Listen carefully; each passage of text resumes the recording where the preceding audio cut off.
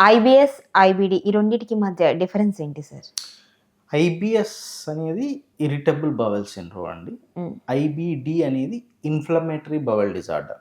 So okay. ఒక రకంగా చెప్పాలంటే ఇరిటబుల్ బవెల్ సిండ్రోమ్ ఐబిడి అనేది it is a brain gut disorder. Hmm. అంటే మన మానసిక పరిస్థితి బాలేకున్నా whether physical stress, mental stress వీటి వల్ల మన గట్ ఎఫెక్ట్ అవుతది. So that okay. Is IBS. Hmm. So ఐబిఎస్‌లో నార్మల్‌గా it is a clinical diagnosis. Hmm. అంటే ఇప్పుడు ఒక టెస్ట్ ఇప్పుడు ఫర్ సపోజ్ ఏదైనా మనకు షుగర్ ఎక్కువుంది. షుగర్ టెస్ట్ చేస్తే షుగర్ ఎక్కువుందని తెలిసిపోతది. హ్మ్. వేరేజ్ ఐబీఎస్‌కి అలా టెస్ట్‌లు ఏమి ఉండవనమాట. ఇప్పుడు పలానా టెస్ట్ చేస్తే మనకు ఐబీఎస్ అనేది ఓన్లీ క్లినికల్ క్రైటీరియా మీద డిఫైన్ చేస్తాం. ఓకే. అంటే పేషెంట్ యొక్క క్లినికల్ స్టేటస్.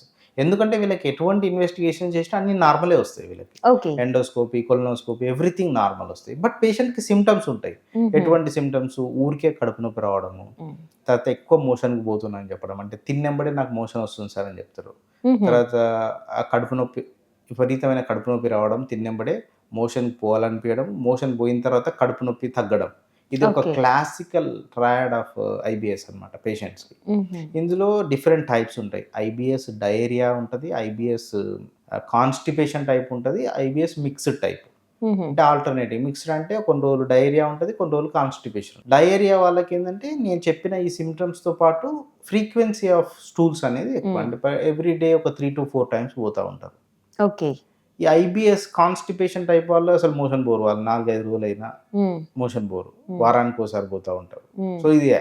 సో హ్మ్. ఇవన్నీ కూడంగా బ్రెయిన్ నుంచొచ్చే స్టిమ్యులేషను మన మెంటల్ హెల్త్ సరిగ్గా లేకపోవడం వల్లనే ఐబీఎస్ అనేది వస్తుంటది. హ్మ్. సో మన ట్రీట్మెంట్ కూడంగా దాన్ని బట్టే ఉంటదనమాట యూజువల్‌గా. వేరేది ఐబీడీ అనేది ఇన్‌ఫ్లమేటరీ. ఇది ఏంటంటే మన శరీరం లోపల జరిగే కొన్ని చర్యల వల్ల లైక్ మన సెల్స్ మీదే పనిచేయడం అనమాట. హ్మ్. ఐసీఎల్‌కే ఆటో ఇమ్యూన్ డిసార్డర్ అనుకోండి.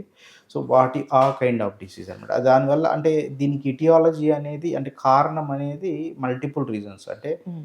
ఎన్విరాన్మెంటల్ ఫ్యాక్టర్స్ అంటే మనం ఎక్కడ నివసిస్తున్నాం అనే దాన్ని బట్టి ఉంటది. ఎందుకంటే ఇప్పుడు ఫర్ సపోజ్ వెస్టర్న్ కంట్రీస్‌లో ఐబీడీ ఎక్కువ. ఓకే. మనతో ఒక ఏషియన్ కంట్రీస్‌తో హ్మ్. యూరోపియన్ అక్కడ ఎక్కువ ఐబీడీ. మనం తినే ఫుడ్‌ని బట్టి. హ్మ్. హ్మ్.